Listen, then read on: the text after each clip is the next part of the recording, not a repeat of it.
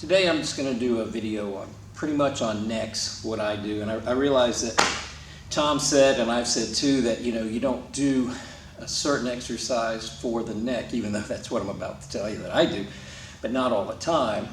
Specifically, if you want a bigger bicep, you do curls. You don't necessarily do squats, even though there is some evidence that shows if you do a buttload of squats, you'll improve the musculature all over. Anyway, usually if somebody comes in with a neck problem, I ask them to flexion extension, rotations. I never do side bending because it's not functional unless you're holding a telephone right here or unless you are a dog hearing something stupid. So anyway, I'm just concerned with those two. Plus, lateral flexion is a combination of rotation extension, rotation flexion. Depends on which book you read. So what I normally start with, somebody comes in with a neck problem, they tell me what's going on. I look at flexion extension, rotation, then the first thing I have them do is the trunk rotation. I don't give them any other instructions other than turn to your easiest side, which one's better, all right, turn to that side, and then when they come back, I'll ask them, does that feel okay? Yeah. And then I'll say the best way for you to make improvements quicker is being comfortable. So you're going to do it 2 more times. I'm kind of breathless right now. You're going to do it 2 more times, but I want it to be as comfortable as possible. So then I tell them, so when you turn, if your neck is uncomfortable, you put it where it feels better. If your shoulder or upper back is uncomfortable, because that's pretty common with neck stuff, drop your arms. If your mid back or low back's uncomfortable, slouch. If your hip's uncomfortable, I don't care where you put your legs. So then I say this position is just as correct and just as beneficial as this if it's more comfortable.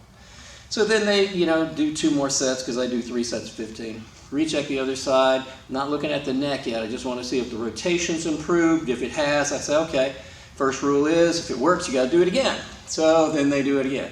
If it doesn't work, guess what? I'm still going to tell them to do it again because that could be a fluke or whatever. Anyway, no matter what, we're going to retest. If they still improved but didn't get as good as the other side, I'll have them do it again. Typically, they'll do it 2 or 3 cycles, something like that.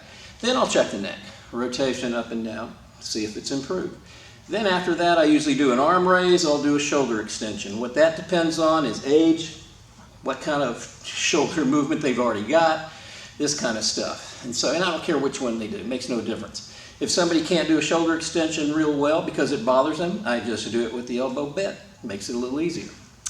And then I ask them the same thing, is that comfortable, blah, blah, blah. And then after that, I recheck the neck. If the neck is good, they go home with that. And then, of course, when they come back, we go through the same exact thing because I always repeat everything. So I tell them, when you come back, here's what's going to happen. I'm going to say, how you doing? You're going to tell me. I'm going to look at you like we did on the first day, side, side, up and down. We're going to do the same exercises. And then I'm going to see if we need to do anything else.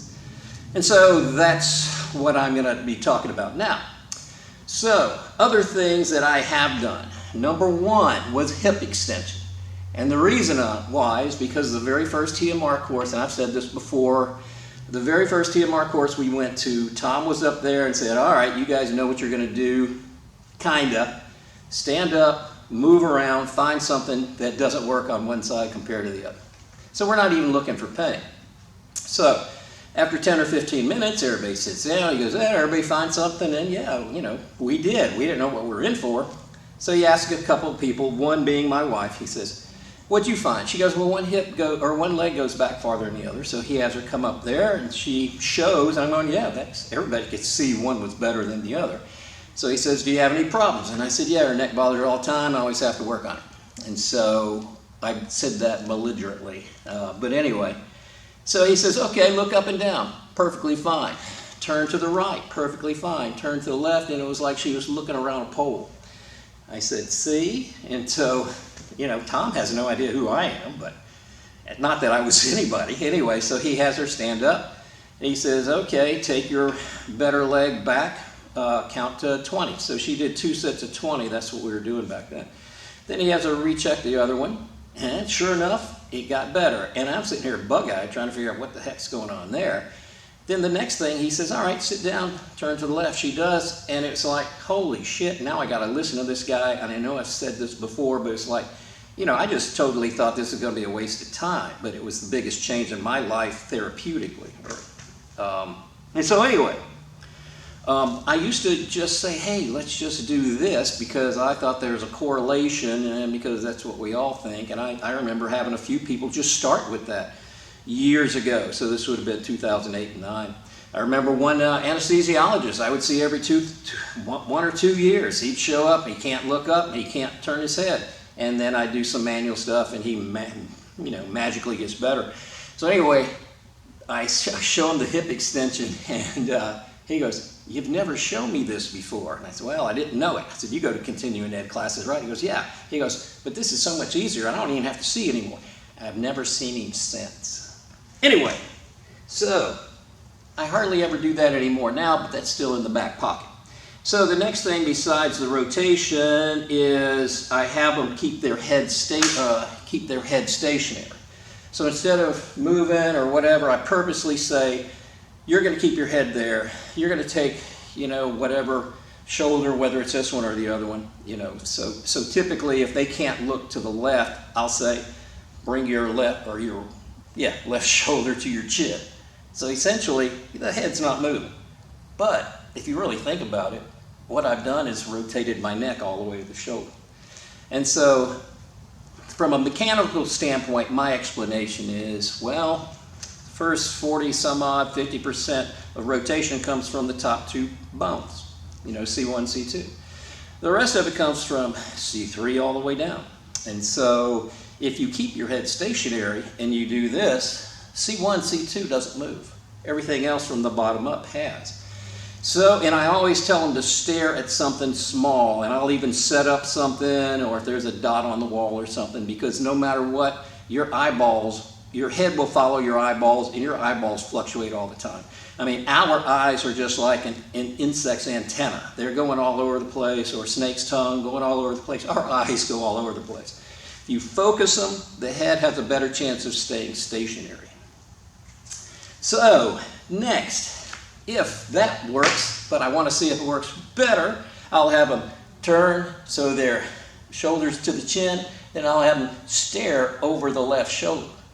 So the head's not really moving, even though some people do, and I just did. But if you stare over there, the eyeballs tend to go that way. Again, your head wants to follow your eyeballs, but it's just an eyeball thing. And, weirdly enough, a lot of people get more out of that. So, moving on. Upper trap squeeze. Sometimes some people still get a little glitch there. And this isn't a TMR kind of thing. Actually, I think I found it in a Feldenkrais book. But anyway, the side that bugs you the most, I'll have them squeeze it. And in slow motion, I'll tell them to gradually turn and stop halfway. So they're not getting to the part that bothers them. And then I'll have them go ahead and go all the way to the other side. And why do I do that as opposed to just one side? Because that's the way I learned it a long time ago. Anyway, have them do 5 reps, nice, slow, that kind of stuff. I still or use the TMR thing. Hey, that worked, let's do it again. But typically that'll loosen them up too. And story about that, I learned it a long time ago and forgot it.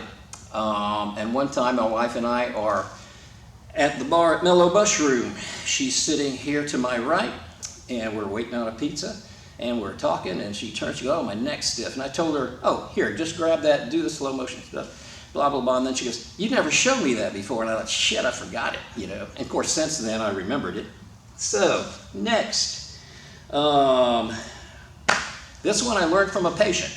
So typically, if I do the shoulder rotation, or if I do the trunk rotation, arm raise or shoulder extension, and if I still don't get anything and I'm doing some other stuff, sometimes I'll have them do what I call sitting bendovers.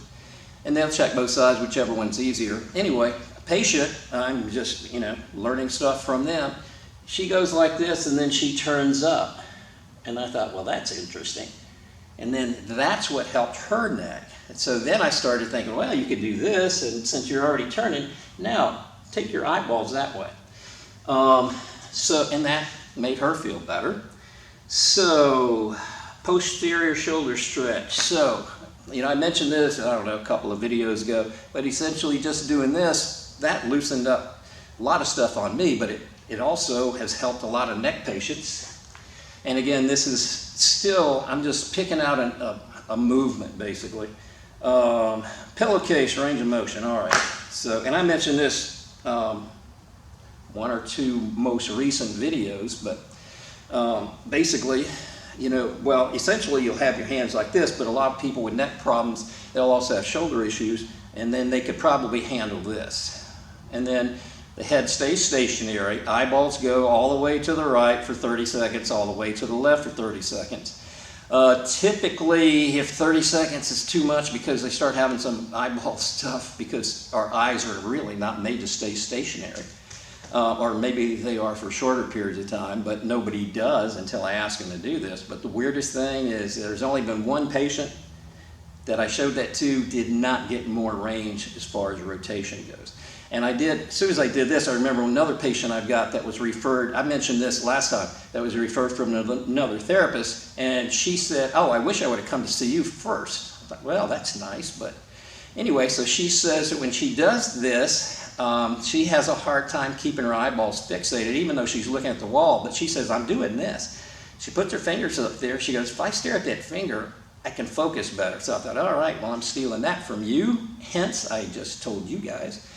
But when I do this, again, I don't care if they have the pillowcase way up here, here, or small towel, or whatever they're using. But that's just to remind them to keep the head stationary. Now, next one that I do is if they still have some soreness, even though they gain range, you know, one of the things that we've always done as therapists is say, well, you need more motion, so keep moving. So what I'll do is tell them to put it like this. I say, all right, just turn to the right, turn to the left. How does that feel? Oh, that feels pretty good. And then go up and down. And so essentially, they're not trying to force anything. I'm just trying to give them something else to get the body used to moving again. And, you know, tell them, you know, do that when a commercial's on TV or something like that. And I think that's pretty much it. Anyway, any questions, just holler. Bye.